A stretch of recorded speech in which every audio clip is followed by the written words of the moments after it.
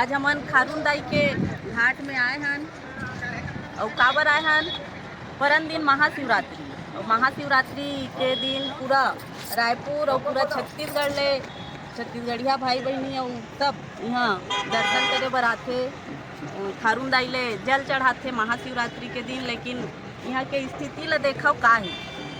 आज नाविक भाई मन संग मिल के छत्तीसगढ़िया क्रांति सेना जोहार छत्तीसगढ़ पार्टी ये घाट के और नदिया के साफ सफाई करत हन।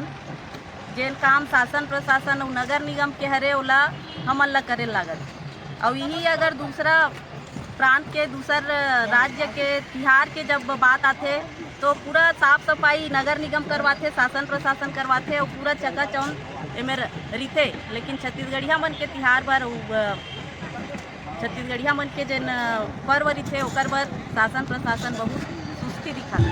तो ये शासन प्रशासन ला कहना चाहता हूँ भाई मन अपन काम तो करत है, कम से कम जेन बाहर में निकले है तेन कचरा ला के उठा लो, वो अपन की जिम्मेदारी है, ओला अपन ला करे लागे।